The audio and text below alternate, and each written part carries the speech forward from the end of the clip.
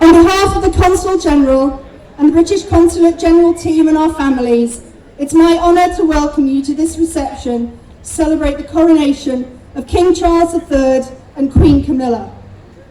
We begin our evening with some music. For those of you who can, please be upstanding for a loud and celebratory rendition of the British National Anthem. God save our gracious King, long live our noble King. God save the King. Send him victorious, happy and glorious, long to reign over us. God save the King.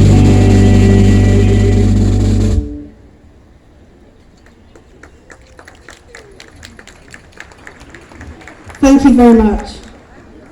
It gives me great pleasure to welcome our British Consul General, Her Excellency Diane to the podium to share some thoughts with us on this important and auspicious day. Yes.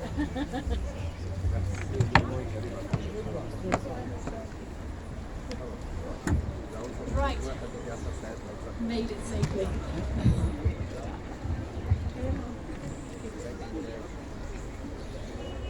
Your Excellencies, Your Graces, Ministers spiritual and temporal, ladies and gentlemen, and of course, very dear friends.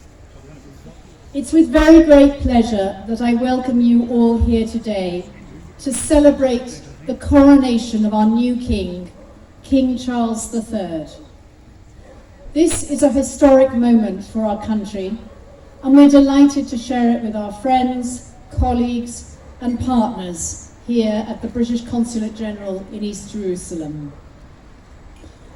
This momentous occasion marks a new era in the history of the United Kingdom, and we are proud to host this event and to extend our warmest congratulations to His Majesty King Charles and Her Majesty Queen Camilla.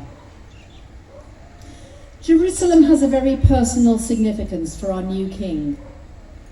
His grandmother, Princess Alice, is buried at Mary Magdalene Church on the Mount of Olives.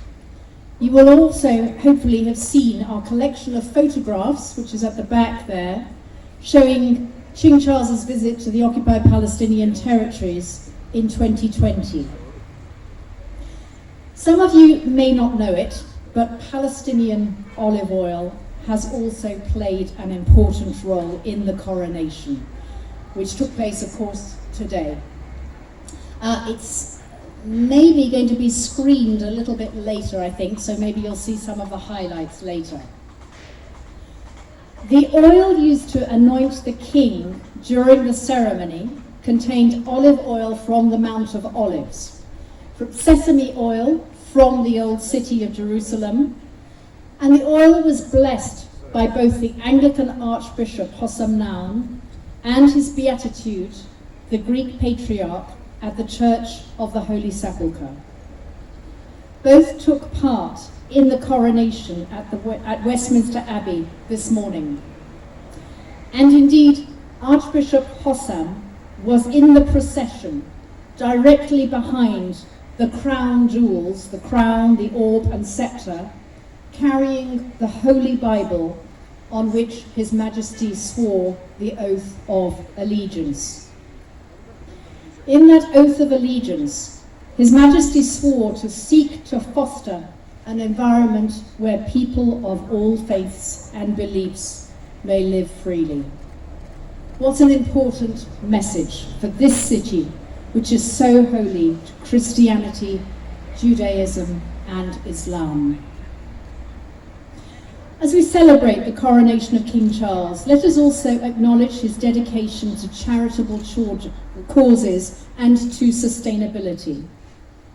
King Charles has founded numerous initiatives to help communities around the world, including those in the occupied Palestinian territories. His Majesty is a strong supporter of public service, charitable endeavours and environmental sustainability, all of which can have a positive impact on the lives of Palestinians. King Charles was also deeply moved by the resilience and determination of the Palestinian people, despite the many obstacles they face. He was particularly impressed by the work being done by you, our partners and friends, to improve the lives of Palestinians, whether through education, healthcare, economic development, or humanitarian aid, and to work towards a just and peaceful solution to this conflict, a two-state solution with this city, Jerusalem, as a shared capital of both an Israeli and a Palestinian state. And I want to emphasize that that remains very firmly the aim of the British government. It is now my great honour as the British representative here in Jerusalem to read out a message from His Majesty, which has been sent to all of us, ambassadors, consul generals, heads of mission around the world, to read on occasions such as this.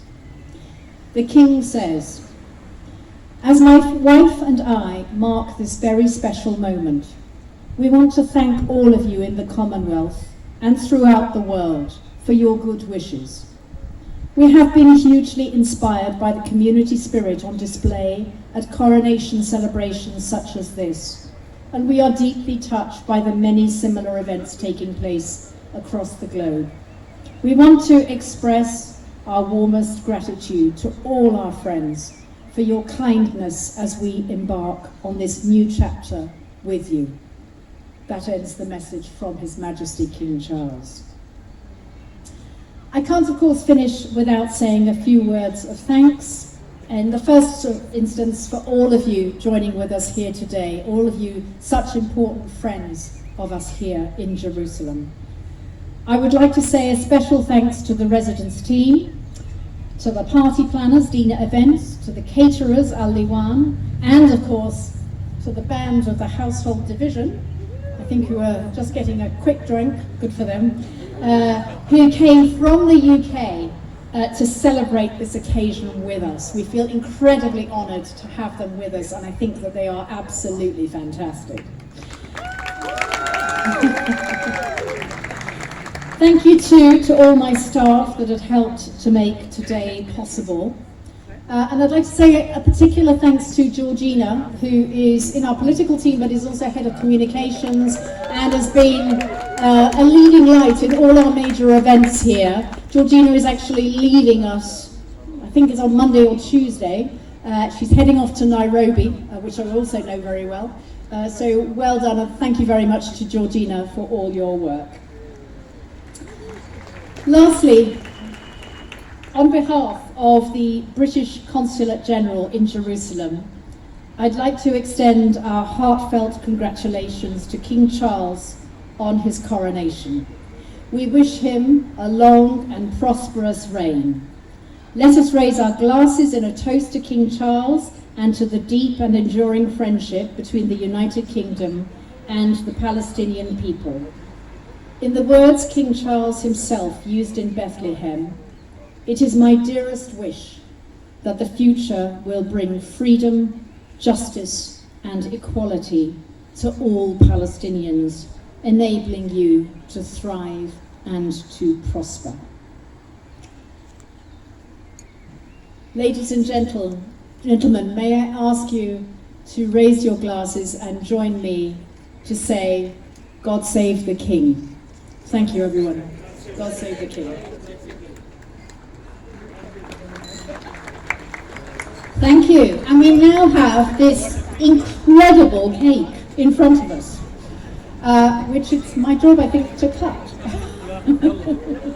Do gather round. This is going to be interesting.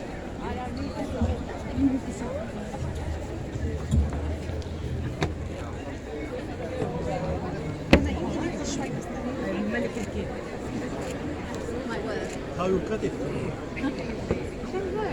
How am I going to cut it? No, the crown. How shall I cut it? Help us, please.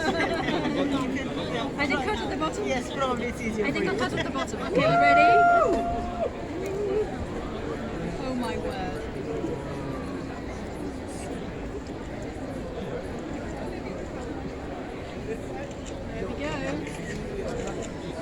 one cut of these.